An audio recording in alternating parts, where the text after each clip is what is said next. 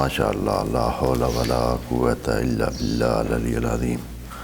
اعوذ باللہ من الشیطان الرجیم، بسم اللہ الرحمن الرحیم، الحمد للہ وکفیٰ والصلاۃ والسلام علی عبادہ الذین اصطفیٰ، اما بعد فرب اشرح لی صدری ویسر لی امری واحلل عقدۃ من لسانی یفقہوا قولی وقل رب ادخلنی مدخل صدق واخرجنی مخرج صدق واجعل لی من لدنک سلطانا نصیرا۔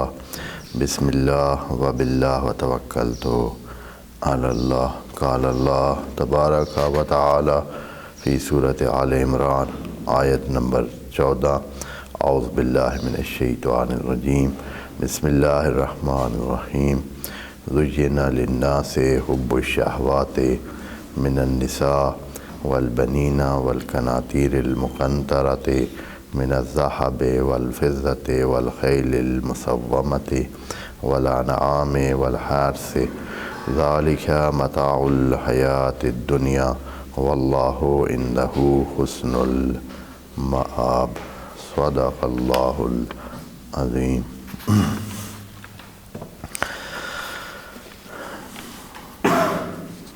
دنیا سے تعلق قائم کرنا اور کتنا تعلق قائم کرنا ہے، اس بیانیے کو سامنے لانے کے لیے خدا کریم کی طرف سے یہ آیت بہت بنیادی حیثیت رکھتی ہے۔ اس حوالے سے ہم نے دوستوں کو بتایا ہے، اور یہاں جو وعلیکم السلام جو وضاحت ہو چکی ہے، یہ کہ اللہ تعالیٰ کی طرف سے یہ چیز سیٹ ہوا پروگرام ہے انسانوں کے لیے، اور یہ غیر قابل تبدیل ہے، اور یہ انسانوں کے بس میں نہیں ہے کہ وہ اس کو تبدیل کر سکیں کہ بھائی یہ چیز ہو ہی نہیں، یہ ہوگی، لیکن اس کے ہونے کے باوجود خدا کریم نے ہمیں آگے بتایا ہے کہ اس کو آپ نے کتنا اپنے اختیار میں رکھنا ہے، کتنا کنٹرول کرنا ہے، کتنا استعمال کرنا ہے، اور کس لیے استعمال کرنا ہے، یہ مہم ہے۔ اس چیز کو ہم نے اپنانا ہے، اور یہ ہمارے لیے ایک قسم کے یہ جیسے یہاں کہہ رہے کہ بھئی سارا آپ کے لیے، آپ کے آزمانے کے لیے، آپ کو ٹیسٹ کرنے کے لیے، آپ کو ایک خاص قسم کی کیفیت کے درجات دینے کے لیے آپ کے لیے سارا سٹیج بنا دیا گیا ہے۔ یہ سٹیج کی خصوصیات ہیں، اس میں سے یہ ہے کہ آپ کے اندر اس قسم کی چاہت ڈال دی گئی ہے، وہ یہ ہے کہ زُيِّنَ لِلنَّاسِ حُبُّ الشَّهَوَاتِ، تمام رغبتیں، شہوات کا معنی دوستوں کو بتایا تھا کہ جو چیزیں رغبت والی ہیں، جن کی طرف انسان مائل ہوتا ہے، ترغیب پاتا ہے، اس کی حب۔ مثال من النساء، جیسے کہ نساء ہیں، بنین ہیں، اولاد کی، والقناطیر المقنطرۃ من الذہب والفضہ، جیسے کہ ڈھیروں سونا اور چاندی جو ہے وہ انسان کی حب کا حصہ ہے، والخیل المسومہ، اور نامدار اور نشاندار گھوڑے۔ یہاں گھوڑے کا معنی اکثر روایتی تفسیروں میں موجود ہے، لیکن آپ یوں سمجھیے یہ ہے کہ خیل کا معنی دوستوں کو الخال سے لے کر کیا تھا۔ اس کا مطلب یہ ہے کہ جو بھی چیز انسان کے لیے طاقت کا باعث ہے اور اس کو وہ انرجی دیتی ہے جس سے وہ ایک جگہ سے دوسری جگہ منتقل ہوتا ہے، یا جو بھی کچھ کرتا ہے۔ خیال کا لفظ بھی اسی خالہ سے ہے، اور خیل کا بھی ایک ہی ان کا مادہ ہے۔ جیسے وہ انسان میں در آتی ہے ان گھوڑوں کی وجہ سے یا مشینوں کی وجہ سے، آج کل کے دور میں مثلا جدید ترین گاڑیوں کی وجہ سے انسان میں ایک طاقت پیدا ہوتی ہے جس سے وہ کچھ کام کر سکتا ہے۔ اگلا لفظ جو ہم نے دیکھنا ہے وہ ہے انعام۔ انعام بھی انسان کے لیے کیا ہے، وہ ان کی حب بھی انسان میں پائے۔ انعام کیا لفظ ہے؟ انعام جیسے کہ یہاں عام طور پر جو روایتی اس کا معنی ہے وہ مویشی کیا گیا ہے۔ انعام یعنی مویشی۔ خب مویشی ایک مصداق ہے، مویشی بھی اس انعام کا مصداق ہے، لیکن انعام کا معنی النعامہ ویسے عام طور پر شتر مرغ کو بھی کہتے ہیں، شتر مرغ کا نام بھی نعامہ ہے، اور نعامہ یا نعامہ اس جھلی کو بھی کہتے ہیں جو دماغ کے اوپر بہت ہی نرم و نازک قسم کی جھلی دماغ کے اوپر لپٹی ہوئی ہوتی ہے، اس کو بھی نعامہ کہتے ہیں۔ کسی بھی نرم چیز کو جو انسان کے لیے نرمی کا باعث، جو انسان کو اچھی لگے، جو انسان کے لیے فائدہ مند ہو، نرم ہو، اس کو نعم یا نعم کہا جاتا ہے۔ اور اسی سے پھر جو ہے وہ، چونکہ یہ حیوانات، یہ مویشی جو گھریلو مویشی ہوتے ہیں، جو رائی ہوتے ہیں، رائی یعنی چرنے والے جو مویشی ہیں، یہ سارے کے سارے کیا ہیں؟ یہ ایسے ہیں کہ انسان کے لیے راحتی کا باعث ہیں۔ کیسے؟ ان کا دودھ پئیں، ان کو رکھنا بھی راحت ہے، ان کو خود رکھنا بھی، انسان کے ساتھ بھی یہ بہت ہی اچھا تعلق رکھتے ہیں، پھر ان کو رکھنے سے ان کا دودھ، ان کا گوشت، ان کے چمڑا، ان کے ہڈیاں تک کام کی ہیں، ان کا گوبر تک کام کا ہے، یعنی اس طرح ہے کہ ٹوٹلی اس کے بال تک، یعنی ان حیوانات کے بال اور ان کے جو کھال ہے، جو ہر قسم جو چیز ہے، حتیٰ ایک دفعہ میں نے وہ سنا تھا کہ کارخانہ جو ہے وہ لگا رہے تھے حیوانات کو ذبح کرنے کا اور حیوانات کو سنبھالنے کا، تو اس میں وہ بتا رہے تھے کہ حتیٰ ان کے ناخن تک بھی مفید چیز ہے، یعنی کسی استعمال میں آنے والی چیز ہے۔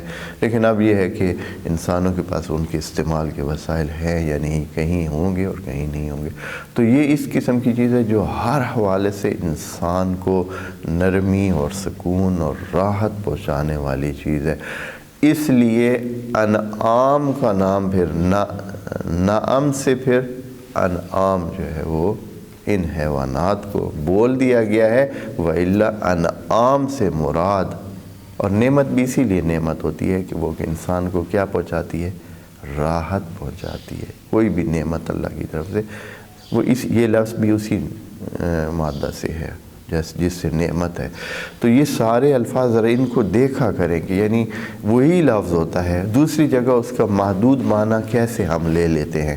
جیسے مثلا نعمت ہے، اس کا یہ جمع کا لفظ ہے نا، تو ہم کیوں اس کو محدود کر دیتے ہیں؟ استعمال میں ممکن ہے کہ لسان عرب میں ان کو محدود معنی دیتے ہوں، لیکن قرآن عرب کی لسان میں نہیں ہے، یہ قرآن عربی مبین میں، لسان عربی مبین۔ اصل عربی کو ہم نے دیکھنا ہے، اصل عربی کو دیکھنا ہے کہ اصل عربی میں اس کا کیا معنی ہے۔ ہاں ممکن ہے کہ ایک خاص طائفے میں ایک خاص معنی ایک لفظ کو دے دیا گیا ہے، تو ہم نے وہ نہیں لینا، کیونکہ ہو سکتا ہے کہ ایک لفظ بہت ایک خاص جگہ اس معنی میں استعمال ہوتا ہے، جبکہ اس کا عام معنی بہت اور ہے، اس کا معنی جو ہے وہ وسیع تر ہے، بہت وسیع تر ہے، لیکن اس کا معنی جو لیا جاتا ہے وہ یہ، جیسے مثال کے طور پر ابھی آپ دوستوں کو سمجھانے کے لیے تاکہ ذہن قریب ہے، جیسے موبائل کا لفظ ہے۔ اب موبائل کا لفظ جو ہے، ابھی آپ اگر موبائل بولیں تو جہاں بھی موبائل بولیں، زیادہ تر جگہوں، ویسے بعض جگہوں پہ اس کا نام موبائل نہیں ہے، بعض جگہوں پہ اس کو سیل کہتے ہیں، بعض جگہ اس کو کوئی اور نام دیتے ہیں، بعض جگہ، لیکن موبائل کا معنی اصل میں کیا ہے؟ موبائل یعنی متحرک چیز، کوئی بھی چلنے والی چیز ہے اس کو موبائل کہتے ہیں۔ جیسے پہلے کیا تھا؟ آٹو موبائل یعنی گاڑی، یعنی جو چلنے والی ہے وہ آٹو موبائل ہے، یعنی خود سے چلنے والی۔ آٹو کا مطلب ہوتا ہے خود بخود، اور موبائل یعنی چلنا، خود بخود چلنے والی۔ اب بعد میں آیا سیلف، یہ موبائل فون تھا، اصل میں لفظ تھا موبائل فون، متحرک فون کیا ہوتا ہے؟ فون بھی اصل میں ایسے ہی، فون کو بھی ابھی فون جب بولیں تو اس کا معنی کیا لیا جاتا ہے؟ فون کا معنی بھی یہ لیا جاتا ہے کہ یعنی یہی جس پہ دور سے بیٹھ کر بات ہوتی ہے، ہاں، لیکن اصل فون کا لفظ اس کا معنی تھا، اصل اس انگریزی میں یا جو اس کی لیٹن اس کا مین مرکزی وہ ہے جذر ہے، یا اس کا جو اصلی مادہ ہے، اس میں اس کو فون یعنی آواز، اور پھر اس میں تھا ٹیلی فون، ٹیلو بھی اس پہ لگا ہوا تھا. ٹیلی کا مطلب ہوتا تھا دور، فون دور سے آواز، ٹیلی فون. ہاں ٹیلی یعنی دور سے، فون یعنی آواز، تو اس کی وجہ سے اس کو ٹیلی فون کہا جاتا تھا. پھر اب جب فون کیا جائے، فون کہا جائے تو اب اس سے صرف کون لیتا ہے آواز کا معنی؟ اس سے سارے کیا مراد لیتے ہیں؟ یہی جو ڈیوائسز ہیں یا یہی جو آلات ہیں جن سے ہم بات کرتے ہیں دور سے بیٹھ کر، ان کو فون کہا جاتا ہے. حالانکہ اس کا اصل معنی آواز ہے. عربی میں بھی اسی طرح جو لوگوں کی زبان پہ آ جاتا ہے وہ مختلف ہو جاتا ہے، لیکن اس کا اصلی معنی کتاب لغت میں یا مرکزی اس میں موجود ہوتا ہے. اور اس کا ایک نقصان یہ ہوتا ہے کہ ہر قبیلہ اس کو اپنے اس میں اس کا جو انہوں نے استعمال رکھا ہوا ہے وہ معنی لے لیتے ہیں، اور وہ یہ حد محدود ہے. ابھی یہی ہمارے قرآن کے ساتھ بھی یہی زیادہ تر یہ ہوا ہے کہ ابتدائی لوگوں کے ذہن میں جو معنی اس کا رائج تھا، وسیع معنی سے ہٹ کر جو معنی رائج تھا، مثلا اس وقت انعام کن کو کہتے تھے؟ مویشیوں کو ہی، صرف مویشیوں کو کہتے تھے، تو اس لیے اس کا معنی مویشی ہی ہو گیا. حالانکہ یہ لسان العرب ہے، لوگوں کی زبان ہے، جبکہ قرآن لوگوں کی اس رائج زبان میں نہیں، عربی مبین میں، یعنی اللہ فرما رہا ہے کہ اس کو عربی مبین میں دیکھیں. عربی مبین میں دیکھیں گے تو سارے قبائل جو ہے اس کو مانیں گے، اس لیے کہ وہ عربی، وہ تو اصلی معنی ہے، وہ تو سب کے لیے وہ عمومی معنی ہے.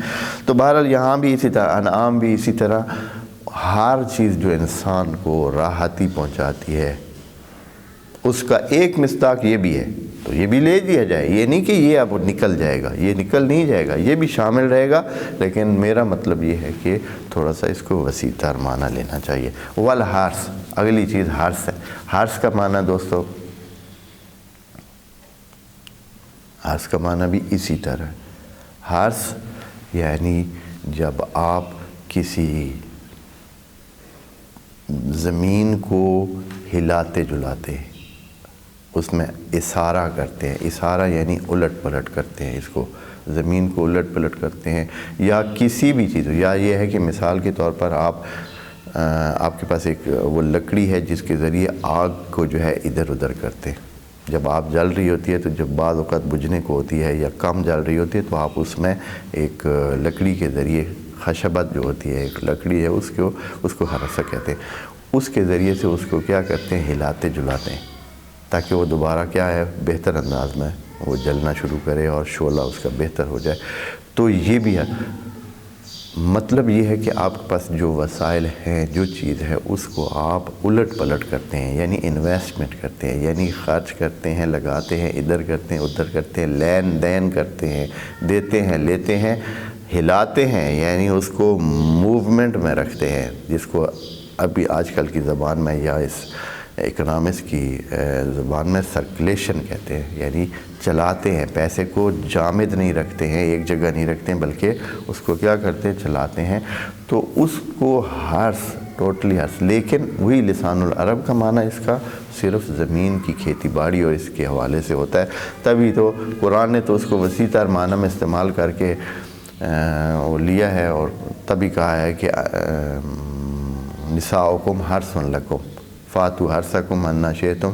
تو یار لوگوں نے یا روایتی تفسیروں میں ان کو یہی کہا کہ آپ کی کھیتیاں ہیں، یہ عورتیں آپ کی کھیتیاں، ان میں جیسے بھی آپ آنا جانا کیا کریں، خیر ہے. جبکہ اس کا معنی یہ ہے کہ وہ آپ کے، یعنی ان کے پاس اتنے وہ ہیں، یعنی فائدہ مند چیز ہیں، حرث ہیں، جو آپ ایک قسم کی آپ کی انویسٹمنٹ کا ذریعہ ہے، اس کے ذریعے سے بہت سارے کام کر سکتے ہیں، بہت سارے کام کر سکتے ہیں. جیسے کہ ان کے پاس بہت ساری ذہنیت ہے، اور ان کو اگر آپ اپنے اس میں استعمال کریں کہ بھائی آپ کی زندگی میں فائدہ مند ہوں، مثلا اولاد کے حوالے سے، اولاد کی تربیت کے حوالے سے، دوسرے باریک کام جتنے ہیں وہ عورتوں کے ذریعے سے ہو سکتے ہیں. تو بہت سارے مسائل جو ہے وہ ان سے ذریعے سے ہو سکتے ہیں، وہ معنی لینا چاہیے. والحرث، پس حرث سے بھی کھیتی بھی مراد لے سکتے ہیں محدود معنی میں، اور جو اس کا وسیع تر معنی ہے اس میں تمام وہ انویسٹمنٹ، تمام وہ کاروبار، تمام وہ سلسلے جن سے آپ منافع کمانا چاہتے ہیں اور اپنی سرکولیشن کے ذریعے اور اظہارہ کے ذریعے، تو وہ ساری آ سکتی۔ اب جو مین چیز ہے جو خدا کریم نے اس سارے اس میں ہمیں سمجھا، اے اللہ ٹھیک ہے آپ نے بتا دیا، وہ تو آپ نہ بتاتے تو ہم ویسے ہی اس کو جانتے نہیں تھے یا توجہ ہماری نہیں تھی، تو بھی ہم تو حب رکھتے ہی ہیں۔ آپ اگر نہ بتاتے تو آیا ہم حب نہ رکھتے، حب رکھتے ہیں نا، یعنی آپ نے جو حب رکھی تھی وہ ہمیں فیل ہوئی ہے اور ہوتی ہے، اور ہم پہلے سے ہی ان ساری چیزوں کے دل دادہ ہیں۔ اگر اب آپ نے بتا دیا ہے تو اس بتانے سے مقصد کیا ہے؟ ویسے ہی پہلے ہی اگر یہ قرآن کی آیت نہ ہوتی تو آیا سارے لوگ اس چیز میں پھنسے ہوئے نہیں ہیں، پہلے سے ہی سارے حب النساء والبنین والقناطیر المقنطرۃ والذہب من الذہب والفضہ والخیل المسومۃ، سب چیزوں میں پہلے ہی لوگ دلچسپی لے رہے ہیں، اور ان کو نہ بھی بتایا جائے تو بھی وہ بے حساب دلچسپی رکھتے ہیں۔ تو اے اللہ آپ کیوں بتا رہے ہیں؟ تو یہاں خدا کریم فرما رہتا ہے ذالک، یہ ساری چیزیں متاع الحیات الدنیا، یہاں یہ متاع کا لفظ بھی سمجھنے کے قابل ہے اور حیات الدنیا بھی سمجھنے کے قابل۔ اللہ نے کہا ہے کہ میری طرف سے آپ کو یہ پکی بات بتائی جا رہی ہے کہ یہ ساری چیزیں صرف اس نیڑے والی، اس نزدیکی لائف، اس نزدیکی زندگی، حیات الدنیا یعنی نزدیکی دنیا، نزدیکی زندگی، قریبی زندگی۔ حیات الدنیا سے مراد جیسے ہم نے ایک حیات الدنیا یعنی زمین پر جو زندگی ہے، اور حیات الآخرہ یعنی جو قیامت والے دن۔ دنیا دوستوں کو پہلے معنی کر چکے ہیں ہم، دنا یدنو سے ہے تو اس کا معنی یہ ہے کہ یعنی جو قریب تر ہے، پہلی زندگی۔ ہم زندگی میں یہ پہلا حصہ ہے، پہلے حصے کو دنیا یعنی جو پہلے ہے، جو قریب ہے، یہ خدا کریم بتائے کہ یہ ساری چیزیں آپ دلچسپی رکھیں یا نہ رکھیں، آپ نے کتنا اس کے لگاؤ رکھنا ہے، یہ صرف اور صرف اس حیات میں کام کی چیزیں ہیں۔ متاع کا مطلب ہوتا ہے، متاع کا پہلے معنی کر دیتے ہیں، پھر متاع الحیات الدنیا۔ متاع کیا چیز ہے؟ متاع اس کا جو لغوی معنی ہے، جو لسان عربی مبین میں ہے، وہ یہ ہے کہ جبل ماطع، جو ایک اونچا اور خوبصورت بلند پہاڑ ہوتا ہے، مکمل پہاڑ، اس کو کہتے ہیں جبل ماطع۔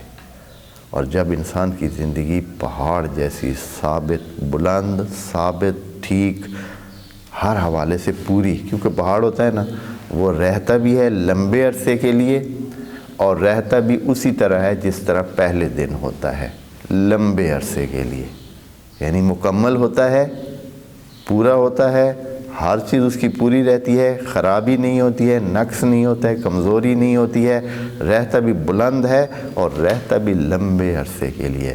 تو اس لحاظ سے یہ لفظ انسانوں کے لیے کہ یہ ہے آپ کے لیے، یہ ساری چیزیں ہیں، یہ آپ کو فائدہ دے گا، آپ کو آپ کے ساتھ قائم رہیں گی، لیکن خدا کریم بتا رہا ہے کہ متاع الحیات الدنیا، یہ اس قریبی زندگی کے لیے تو متاع ہے، یعنی ان کا قائم رہنا کتنے تک ہے؟ اگر بہت زور بھی لگا لیں یہ چیزیں اور آپ بھی زور لگا لیں کہ ان کو اپنے پاس رکھیں، تو یہ آپ کو اگر فائدہ دے سکتی ہیں تو قریبی زندگی تک فائدہ دے سکتی ہے۔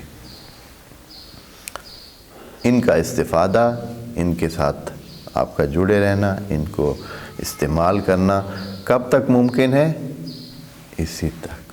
اور اس ایک جملے میں کتنی باتیں کہہ دی گئی، جملہ تو یہی کچھ ہے کہ یہ اس زندگی تک ہے، حیات الدنیا۔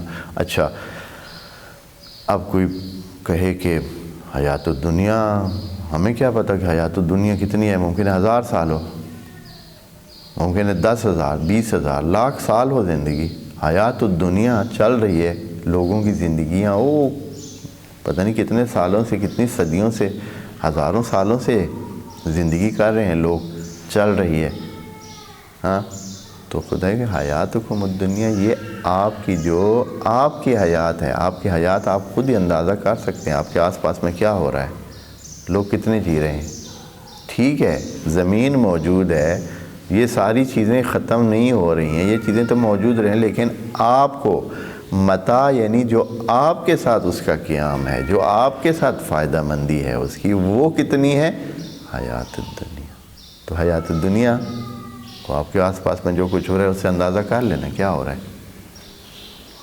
سب کو پتہ نہیں ہے کہ کتنا ہے، تو اسی تک رہنا ہے اور پھر یہ ختم ہو جانا ہے۔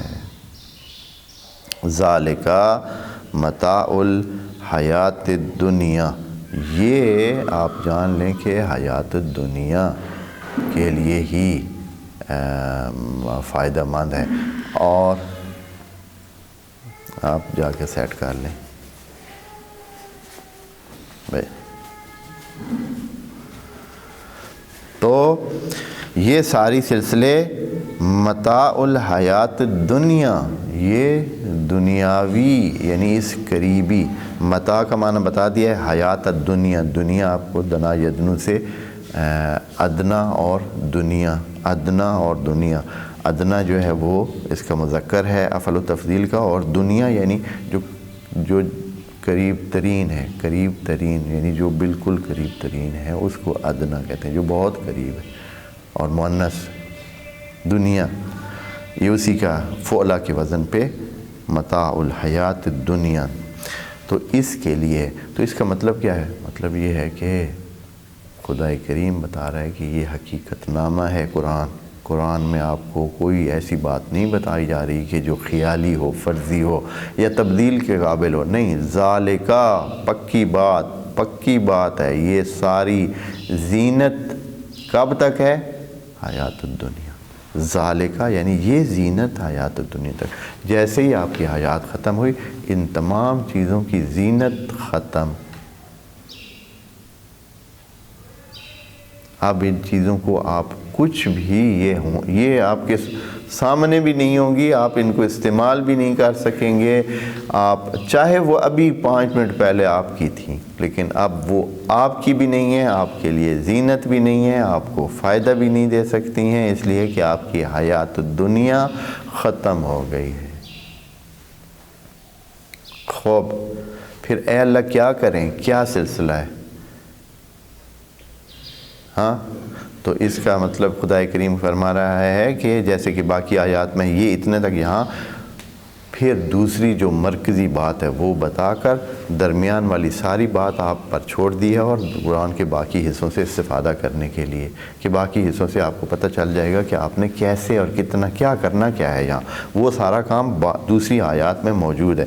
یہاں خدا کریم نے آخری آیت کے آخری حصے میں کیا کہا ہے؟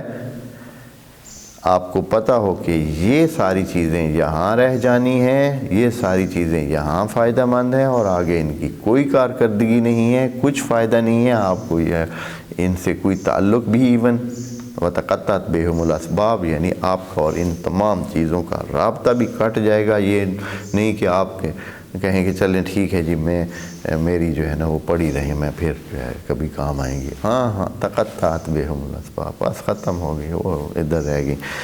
اے اللہ پھر کیا کریں؟ واللہ عندہ حسن المآب، آخری جملہ کہہ کر خدا کریم نے پوری آیت کو مکمل کر دیا کہ جو مآب ہے وہ اللہ کے پاس ہے، حسن مآب یعنی جو اچھا ٹھکانہ ہے، جو اچھا رجوع ہے، جہاں آپ نے واپس جانا ہے اور اچھی جگہ واپس جانا ہے، تو وہ خدا کے پاس ہے۔ پھر کیا کریں؟ پھر کیسے کریں؟ اس چیز سے تو کوئی خاص ایسے لفظ جو موجود ہیں ان میں سے تو کوئی سمجھ کہ اللہ کے پاس اچھا ٹھکانہ ہے۔ یہ کہا کہ یہ دنیا آپ کے کام کی صرف اسی حد تک ہے کہ ادھر سے فائدہ اٹھائیں دنیا میں، اسی قریبی زندگی میں، اور پھر یہ کہا کہ اصلی ٹھکانہ آپ کا ادھر ہے۔ تو پھر درمیان میں یہ ایک چیز خود بخود آ گئی ہے کہ پھر آپ اللہ والے بنیں تو اللہ کے پاس اچھا ٹھکانہ پائیں۔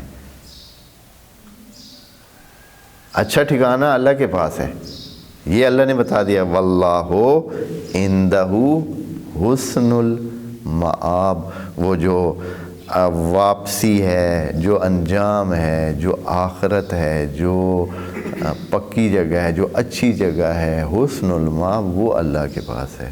تو پھر کیا ہوگا؟ تعلق کیا سے قائم کریں کہ یہ ساری چیزیں جو اللہ نے بتائی ہیں حیات الدنیا تک ہیں، اور جو اچھائی ہے، جو پکا ٹھکانہ اور سچا اور خوبصورت ٹھکانہ ہے اور انجام ہے، مآب ہے، رجوع ہے، وہ ہے اللہ کے پاس۔ بس ان دو کے درمیان کیا تعلق قائم ہوگا؟ چیزیں ہیں موجود ہیں، اور حسن بھی ان میں، زینت بھی ہے، دلچسپی کا باعث بھی ہیں، اور یہ بھی پتہ ہے کہ یہ ہیں بھی اس زمانے تک، اور یہ بھی پتہ ہے کہ جو صحیح والا ٹھکانہ ہے اور خوبصورت ٹھکانہ ہے وہ بھی خدا کے پاس ہے۔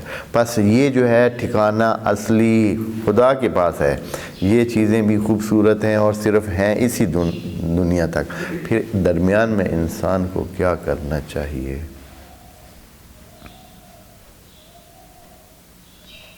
خدا کریم ان دو آیات کے درمیان جو تعلق ہمیں خود تدبر کے ذریعے سوچنا چاہیے اور مانا یہ ہے کہ ان چیزوں کو ایسے استعمال کرنا چاہیے کہ ہم تیار ہو جائیں اس ٹھکانے کے لیے۔ اور خدا کریم نے بھی یہی ساری باقی آیات میں بھی، بہت ساری آیات میں قرآن کی کہا ہے کہ آپ ان وسائل سے جو آپ کو دیے گئے ہیں ان کے ذریعے سے اپنے آپ کو بندہ خدا ثابت کریں، ثابت کریں کہ آپ بندہ خدا ہیں۔ جب بندے خدا ہوں گے تو خدا کے دربار میں، خدا کے پاس آپ کو جگہ ملے گی، حسن المآب جو اس کے پاس ہے، اچھی جگہ جو اس کے پاس ہے، اور آپ اسی جگہ جانا چاہتے ہیں۔ یعنی یہ چیزیں ہیں، یہ حسن مآب ان چیزوں میں نہیں ہے۔ یعنی خدا کریم نے اس جملے میں یہ جملہ بھی ساتھ اس کے موجود ہے کہ جب واللہ عندہ حسن المآب، جانتے ہیں کہ عندہ کو پہلے رکھ دیا ہے، مقدم کر دیا نا، یعنی یہ کہنا تو یہ بھی ہو سکتا واللہ وحسن المآب عند اللہ کہنا چاہیے تھا۔ جو جملہ ہے عربی کا جو ہونا چاہیے وحسن المآب عند اللہ، جملے کی اصلی ساخت یہ ہے عربی میں، لیکن خدا کریم نے کیسے جملہ رکھا ہے؟ واللہ، پہلے یعنی سب چیز ہے ہی اللہ، ادھر بھی اور ادھر بھی۔ پھر جو عندہ پہلے لگا دیا ہے، یعنی ظرف جار مجرور جو کہ ظرف ہے اس کو پہلے لگا دیا ہے، اسی کے پاس ہے صرف۔ یعنی یہاں اگر عندہ آخر میں ہوتا تو ہو سکتا تھا معنی یہ ہو کہ اس کے پاس ہے اچھا رجوع، لیکن جب عندہ پہلے ہے تو اس کا معنی ہے کہ صرف اور صرف اسی کے پاس ہے حسن المآب۔ اب انحصار کا معنی دیتا ہے، یعنی اس کو حصر میں لے آتا ہے، یعنی پابند کر دیتا ہے، محدود کر دیتا ہے کہ اور کدھر بھی نہیں ہے، عندہ صرف اس کے پاس، صرف اس کے پاس۔ اس کا مطلب یہ ہے کہ یہ چیزیں آپ استعمال کریں، ایسے کریں کہ وہ آپ کا حسن المآب خراب نہ ہو۔ ان چیزوں کے ساتھ تعلق ایسے رکھیں کہ وہ آپ کا حسن المآب خراب نہ ہو، کیونکہ وہ اسی کے پاس ہے، صرف اللہ کے پاس ہے، صرف اللہ کے پاس ہے۔ بس اللہ سے کسی قسم کی ناراضگی نہ بنے، اس لیے کہ آپ نے اگر حسن المآب پانا ہے تو اس کے پاس جانا ہے، اس سے حاصل کرنا ہے۔ اور اگر آپ ان وسائل کی وجہ سے، ان چیزوں نے اگر آپ کو اللہ سے نافرمان بنا دیا اور اللہ آپ پر راضی نہ ہوا، خرابی ہو گئی، نتیجہ یہ ہو کہ آپ حسن المآب کو کھو دیں گے۔ بس خدا کریم نے اس آیت میں اس انداز میں بیلنس قائم کیا ہے کہ آپ خود سمجھ جائیں کہ کیا کرنا ہے، ہم نے کتنا تعلق، بس اس دنیا کی تمام زینتوں سے تعلق جوڑنا ہے، لیکن خدا کی مرضی کے اندر۔ انشاءاللہ اگلی آیت آگے دیکھیں گے۔ والسلام علیکم ورحمۃ اللہ وبرکاتہ۔